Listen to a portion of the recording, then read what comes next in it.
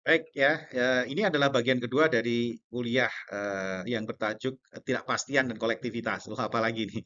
Bagian kedua adalah Source of Uncertainty ya. Jadi sebelumnya saya sudah cerita di bukunya ini, Brulator cerita the nature of groups, the nature of action, the nature of object, the nature of facts, dan type of studies.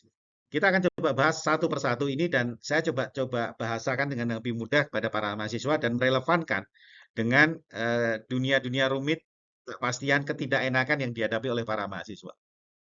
Yang pertama, first of uncertainty adalah no group, only group formation.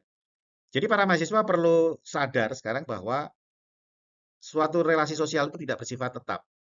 Dulu kalian punya teman, sekarang temannya ganti, besok punya teman lagi. Sekarang kita ngumpul di kelas, habis ini kita bubar lagi, besok kita ngumpul sama-sama di kelas yang lain, gitu. Sepertinya Latur agak sedikit nyinyir dengan suatu ungkapan ya, tidak ada yang tidak pasti, tidak ada yang pasti di dalam kehidupan ini kecuali ketidakpastian. Itu pertanyaannya terus kayak apologetis gitu ya, kayak menghindar gitu ya. Semuanya sebenarnya tidak pasti kecuali tapi Latar berusaha membuat sesuatu yang lebih bisa dipegang yaitu group formation. Memang grup ini tidak pasti berubah-ubah, tapi formasi grup ini adalah ada ya. Selalu yang bisa dilihat adalah formasi grup, terbentuknya grup. Jadi meskipun kita pisah-pisah yang lain, orang akan membentuk grup. Nah, orang akan membentuk grup. Ini menjadi sebuah keniscayaan ya, group formation.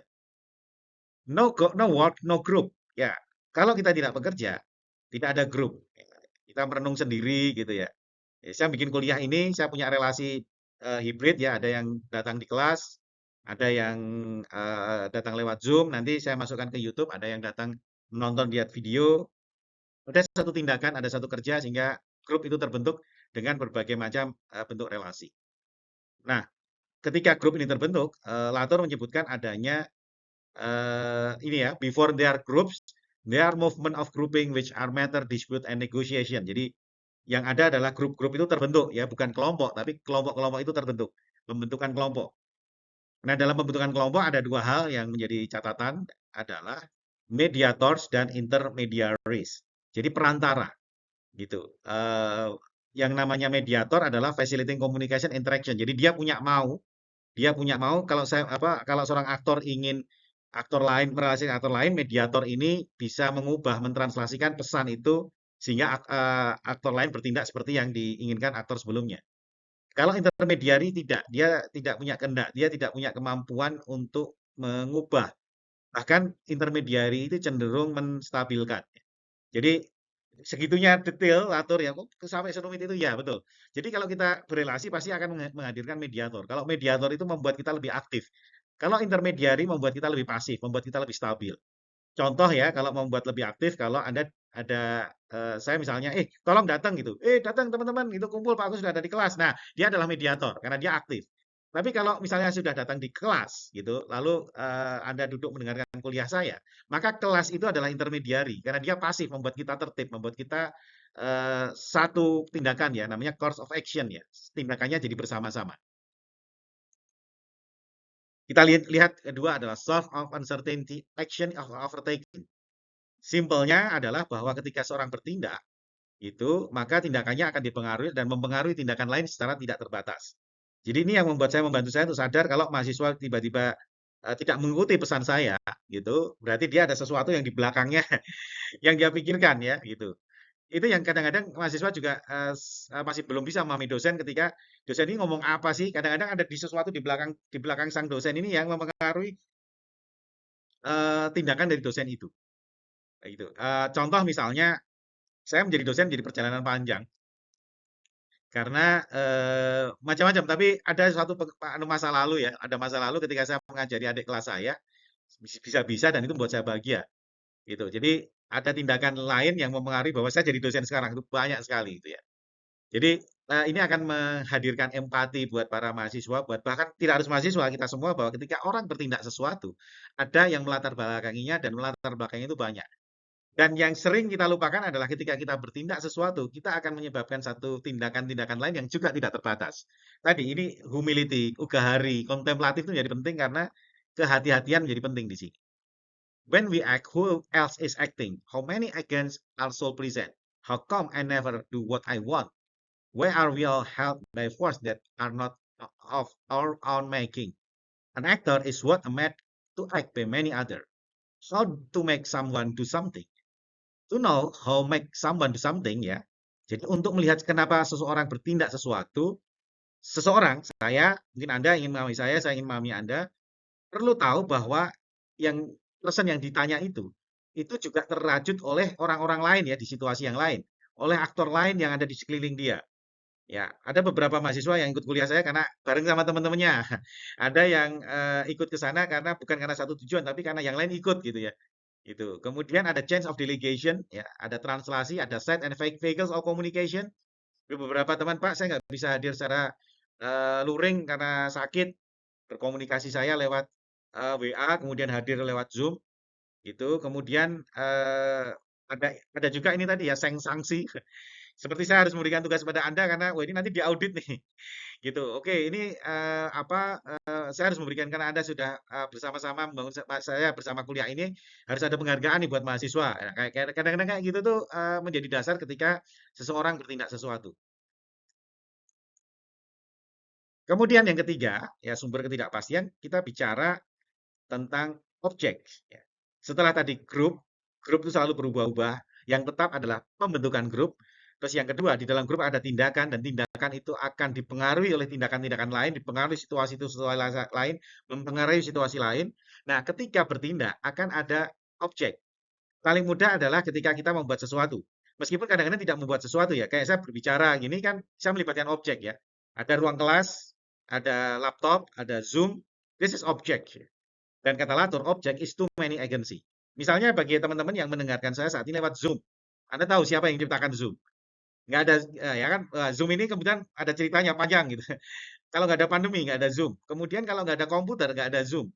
Lalu komputer, siapa yang menciptakan? Anda lihat si imitation game itu, komputer dari awal, dan sebagainya. Komputer dibeli mana? Di satu tempat, BC saya sebut lah misalnya ya.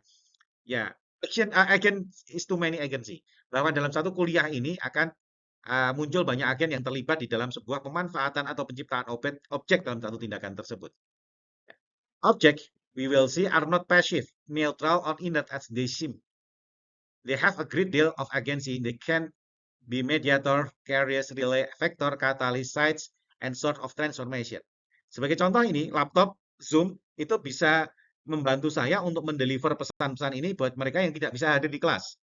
Untuk kelas itu sendiri, dia juga bisa membantu membuat teman-teman yang hadir di kelas itu lebih fokus, lebih bisa melihat. Kalau di luar terbuka juga susah, suara saya jadi nggak kedengaran.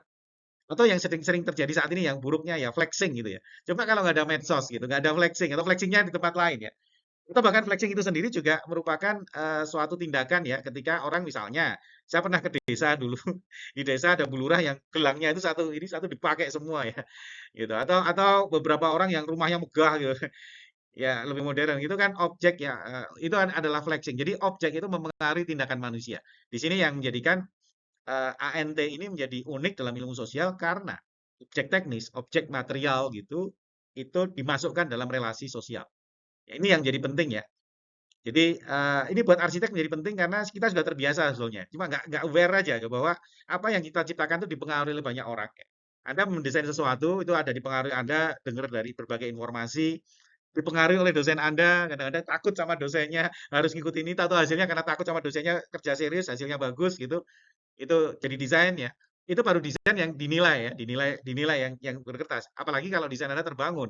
Wah, itu akan banyak memberikan implikasi sosial yang luar biasa. Ada satu yang menarik ya, bagaimana objek itu mempengaruhi tindakan manusia, yaitu kasus polisi tidur. Objects are not simply things that can be used for human purposes.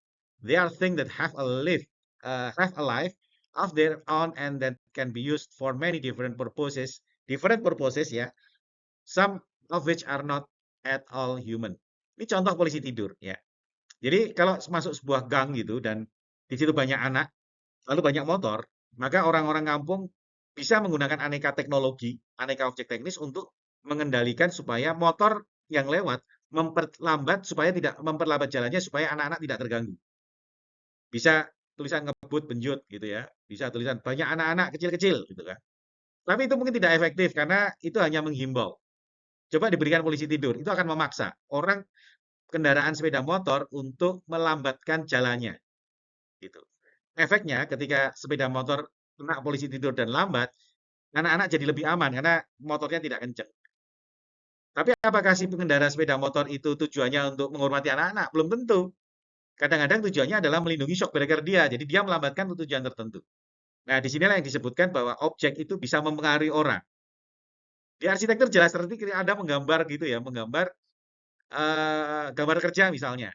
Kalau gambar kerja Anda presisi, maka tukang tidak bisa mengimprove sesuai dengan gambar kerja. Atau ketika Anda jualan gitu ya, bangunannya belum ada gitu, gambarnya udah bagus pakai 3D, orang mau membeli produk yang dijual developer itu lewat gambar Anda. Jadi objek bisa mempengaruhi orang.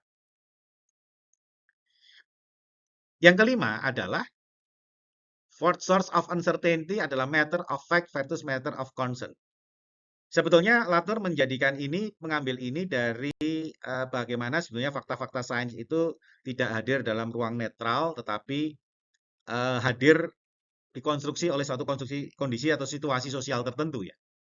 Nah, secara lebih luas dia kalau dari saya ingin menyebutkan adalah sesuatu yang objektif itu ya, sesuatu yang objektif itu sebenarnya tidak purely objektif ya. Bukan ada concern dari orang-orang yang menjadikan itu sebagai objektif. Ya, kalau saya sebagai contoh buat mahasiswa adalah kalau Anda ingin mendapatkan nilai bagus, maka lihatlah objektifnya, yaitu kriteria penilaian. Tetapi kriteria penilaian ini tidak akan independen karena dia akan dinilai oleh penilai dan dibuat oleh si pembuat kriteria penilaian. Jadi kalau ingin nilainya bagus tidak cukup memenuhi satu checklist kriteria penilaian, tapi juga lihat siapa yang punya kepentingan, concern dengan kriteria penilaian itu. Dalam suatu yang lebih positif misalnya ya, yang sudah sering terjadi dalam dunia arsitektur adalah uh, misalnya dalam programming bukan hanya cukup fakta yang disajikan tapi juga values. Fakta itu akan tersaji ketika disertai dengan suatu nilai-nilai tertentu dalam fakta itu. Kalau Anda melihat satu masalah misalnya, oh site-nya ini berkontur ya, berkontur. Apakah kontur ini akan di-cut and fill atau dibiarkan landai tergantung dari values dari orang itu. Kalau orangnya ingin ekonomi itu ya, ekonomis, ingin apa, nggak ingin susah gitu, ingin lebih fungsional, ya sudah cut and fill aja, datarin aja semua. Ya, bangunan ekonomi biasanya nggak mau dengan bentuk yang kontur karena itu bikin susah. Tapi kalau orang yang cinta alam gitu, biarkan dia berkontur, naik turun susah nggak apa-apa, tapi kita bisa menikmati perjalanan. Ya, sama-sama faktanya sama-sama lahan berkontur, values-nya bisa berbeda. Dan ini terjadi dalam berbagai dunia apapun nanti dalam sains segala macam itu bahwa apa yang disebut fakta itu adalah tergantung dari concern-nya. Nah, disitulah mulai muncul ketidakpastian ya karena sesuatu yang objektif itu juga tergantung dari orang-orang yang concern terhadap hal yang objektif itu. Nah, ini adalah cara menuliskannya ya. First source of uncertainty, writing down risky accounts ya. Latour, ini bukan Latour tapi salah satu pengikutnya namanya Cristiano Storni ya, desainer produk dari Italia, Storni itu namanya. Dia bicara slowly and cautiously. Jadi ketika ketika bahkan saya pun ketika menuliskan ANT kepada Anda, saya nggak bisa buru-buru karena aktor network theory itu harus dijalani dengan ugahari ya, intellectual humility gitu. Nah, disinilah nanti akan nyambung dengan critical thinking. Ya nggak boleh gerusa-gerusu, harus pelan, pelan, pelan. Ini loh gitu ya, gitu ya. Jadi dikedepankan cara menuliskan dengan slowly and cautiously itu eh, apa akan nyambung dengan nanti reflective thinking yang akan sampaikan ke Anda. Dan sedikit memberikan gambaran bahwa saat ini tahun 2023 ya most employee itu yang dicari adalah mereka yang bisa mengembangkan critical thinking. Nah, kenapa? Nah, nanti di kuliah berikutnya. Oke, ini dulu kita pindah ke kalau sudah tidak pasti, banyak yang tidak pasti, so what gitu ya. Nah, itu saya jawab di slide berikutnya ya. Bukan saya jawab, Latour yang jawab ya. Saya menerjemahkan dari Latour. Kita simak di slide berikutnya.